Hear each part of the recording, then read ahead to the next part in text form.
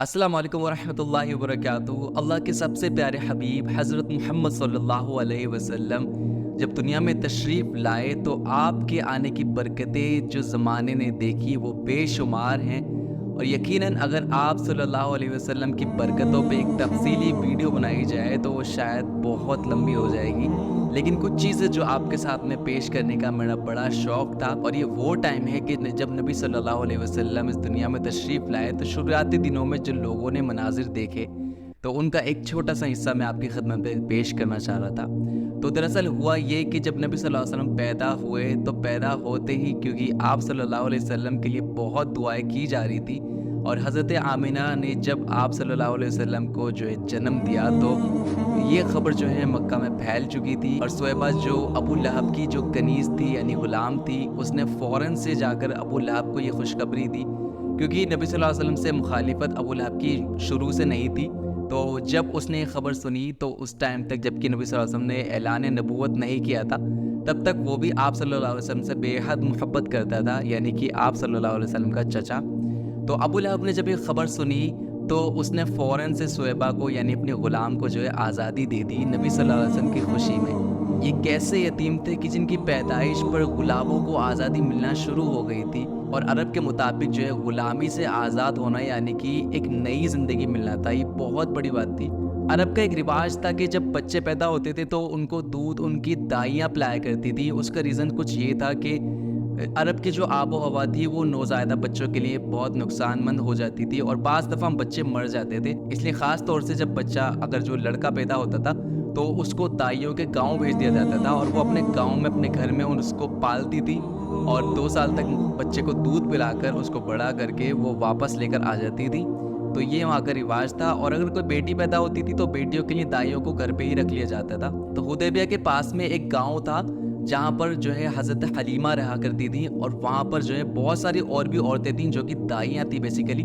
تو ان کا کام جو ہے سال بھر میں جو ہے مکہ میں تشریف لے کر جانا تھا، اور وہاں سے جو ہے نوزائیدہ بچوں کو اپنے گاؤں لے کر آنا تھا۔ سال بھر یہ ٹریول چلتا تھا، اور وہاں سے عورتیں آتی تھیں مکہ سے بچے لے کر اپنے گاؤں لے جاتی تھیں، اور ان کو جو ہے اپنا دودھ وغیرہ پلاتی تھی، پھر اس کو واپس لے جاتی تھی۔ تو یہ بیسیکلی دائیاں تھی۔ تو انہی دائیوں میں سے ایک تھی حضرت حلیمہ، جو کہ اپنی صحت کے مطابق بہت کمزور تھی، اور آپ کی غربت کا بھی وہ عالم تھا کہ آپ کے گھر میں جو ہے خود کا ہی ان کا پیٹ نہیں بھر پاتا تھا، نہ ان کے شوہر کا۔ ان کے پہلے بھی 3 بچے تھے، جس میں سے 2 بیٹیاں اور ایک بیٹا جو بھی چھوٹا تھا، اس کی بھی دودھ پینے کی عمر تھی، لیکن کیونکہ گھر میں غربت کی وجہ سے ان کا پیٹ نہیں بھر پاتا تھا، اس لیے وہ اپنے بچے کو پیٹ بھر کے دودھ بھی نہیں پلا پاتی تھی۔ لیکن پھر بھی ان کے گھر میں جب بہت پریشانی تھی تو انہوں نے فیصلہ کیا کہ مجھے بھی جانا ہے اور مکہ سے بچہ لے کر آنا ہے۔ تو ہوا یہ کہ جب وہ مکہ میں بچہ تلاش کر رہی تھی کہ کسی کے یہاں پہ کوئی بچہ مل جائے تو واپس لے جائیں، اس کو اپنے گھر پہ لے جائیں،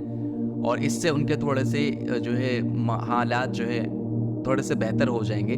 تو ہوا یہ کہ ان کی کمزوری دیکھ کر کسی نے بھی ان کو بچہ نہیں دیا، اور ان کی خواہش خود کی یہ نہیں تھی کہ وہ حضرت محمد صلی اللہ علیہ وسلم کو اپنے ساتھ لے جائیں، کیونکہ ان کو پتہ تھا کہ حضرت محمد صلی اللہ علیہ وسلم کے جو ہے باپ نہیں ہیں، اور ماں ہیں جو کہ بہت اچھے حالات میں نہیں ہیں، وہ بھی غریب ہی ہیں۔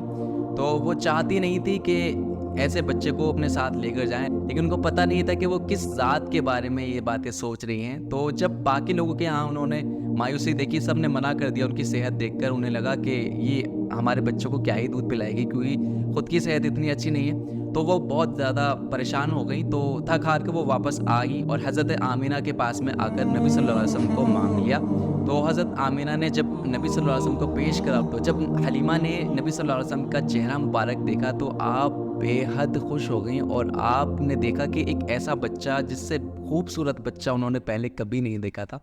حلیمہ سعدیہ کہتے ہیں کہ تو کائنات حسن ہے یا حسن کائنات۔ تو آپ نے نبی صلی اللہ علیہ وسلم کے ماتھے پر بوسہ دیا اور ان کو اپنے گاؤں لے کر آ گئی۔ گاؤں واپس آنے سے پہلے کچھ واقعات جو حلیمہ سعدیہ خود بیان کرتی ہیں، فرماتی ہیں کہ جب میں گاؤں سے مکہ کی طرف آئی تھی تو میرا جو خچر تھا جس پر میں سوار تھی تو وہ بہت کمزور تھا، اور کمزوری کی وجہ سے اسے چلا بھی نہیں جا رہا تھا، اور ساتھ میں دوسری بھی عورتیں ان کے ساتھ میں ہی آئی تھی، تو سارے خچر آگے آگے اور میرا خچر سب سے پیچھے رہ جاتا تھا۔ تو لیکن کیونکہ ساتھ میں آئی تھی تو باقی عورتوں کو ان کا انتظار کرنا پڑتا تھا، تو بہت مصیبت کے ساتھ میں وہ مکہ پہنچی تھی۔ لیکن نبی صلی اللہ علیہ وسلم کو جب انہوں نے لیا تو اس کے بعد میں ان کے خچر کی حالت ہی بدل گئی تھی۔ وہ بالکل تروتازہ اور بالکل فرتیلا ہو چکا تھا۔ اب جب وہ واپس گاؤں جا رہی تھیں تو ان کا خچر اتنی تیز چل رہا تھا کہ باقی عورتوں نے ان سے سوال کیا، کیا تم نے دوسرا خچر لیا ہے؟ یہ جب ہم آ رہے تھے تب تو اس کو چلنا بھی مشکل پڑ رہا تھا، اب یہ اتنی تیز کیسے بھاگ رہا ہے؟ حضرت حلیمہ فرماتی ہیں کہ جب انہوں نے نبی صلی اللہ علیہ وسلم کو دودھ پلایا تو انہوں نے اپنے آپ میں غیر معمولی تبدیلی دیکھی۔ اس کے بعد میں جب انہوں نے اپنے بیٹے کو بھی دودھ پلایا تو دونوں بچوں نے جو ہے پیٹ بھر کر دودھ پی لیا تھا۔ اور حارث یعنی کہ حلیمہ کے شوہر جب اونٹنی کا دودھ دونے گئے تو اونٹنی نے بھی خوب دودھ دیا، جبکہ یہ وہی اونٹنی تھی جس کا دودھ خشک ہو چکا تھا۔ حضرت حلیمہ فرماتے ہیں کہ محمد صلی اللہ علیہ وسلم کے آنے سے میرے گھر میں برکتیں آ گئی تھیں اور بہت غیر معمولی جو ہے تبدیلیاں میں دیکھ رہی تھی۔ ہماری بھیڑ بکریاں جو ہے اب خوب دودھ دے رہی تھی، اور جبکہ یہ وہ ٹائم تھا جب باقی پورے گاؤں میں جو باقی لوگوں کے جو جانور تھے وہ بہت زیادہ کمزور ہوتے جا رہے تھے، جبکہ میرے جانور جو ہے دن بدن بہت اچھی تندرستی پاتے جا رہے تھے، جسے دیکھ کر باقی لوگ کہا کرتے تھے کہ تم اپنے جانوروں کو اسی چارگاہ میں بھیجو جہاں پر حلیمہ کی بکریاں اس کے جانور جہاں پہ چرا کرتے ہیں۔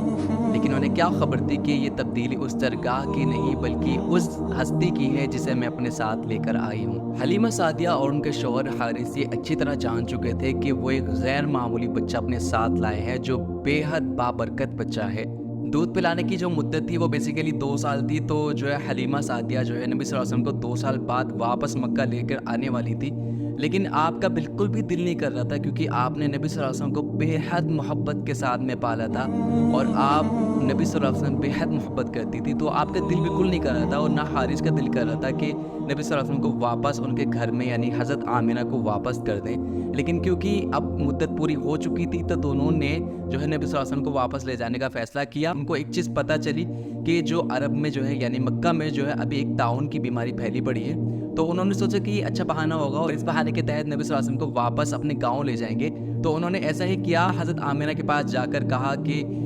آپ جو ہے محمد صلی اللہ علیہ وسلم کو ہمارے ساتھ واپس بھیج دیں کیونکہ مکہ میں جو ہے اس ٹائم طاعون کی بیماری چل رہی ہے جو بچے کے لیے خطرناک ہو سکتی ہے۔ آمنہ سے بہت زیادہ کہنے کے بعد میں آمنہ جو ہے مان گئی اور نبی صلی اللہ علیہ وسلم کو حلیمہ کو ایک بار پھر سے دے دیا، اور حلیمہ بہت خوش تھی اور دونوں جو ہے نبی صلی اللہ علیہ وسلم کو واپس اپنے گاؤں لے آئے تھے، جنہیں دیکھ کر نبی صلی اللہ علیہ وسلم کی رضائی بہن یعنی کہ شیمہ بھی بہت خوش ہوئی اور اس نے نبی صلی اللہ علیہ وسلم کو خوب زیادہ لوریاں سنائی، کھلایا پلایا، بہت محبت کی،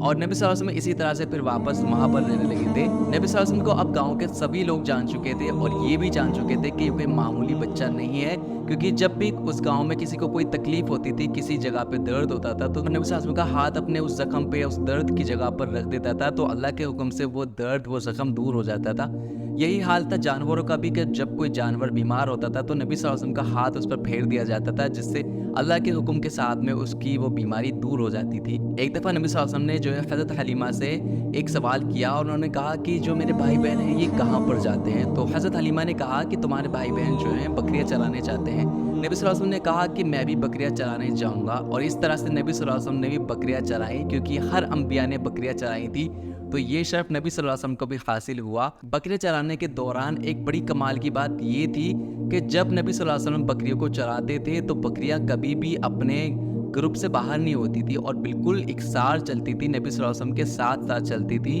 یہ حلیمہ بھید کھلا نہیں، یہ مقام چونو چرا نہیں، تو خدا سے پوچھ کہ وہ کون تھے کہ تیری بکریاں جو چرا گئے۔ تو آج کے لیے ویڈیو بس اتنا ہی۔ کمنٹ سیکشن میں آپ یہ چیز بتانا کہ اگلی ویڈیو کس ٹاپک پر ہونی چاہیے۔ اگر آپ کو نبی صلی اللہ علیہ وسلم کی سیرت پر اور بھی ویڈیوز چاہیے تو انشاءاللہ آپ کمنٹ سیکشن میں بتانا، یا اگر آپ کو کسی اور ٹاپک پر چاہیے تو وہ بھی ضرور بتانا۔ ملتے ہیں نیکسٹ ویڈیو میں۔ السلام علیکم ورحمۃ اللہ وبرکاتہ۔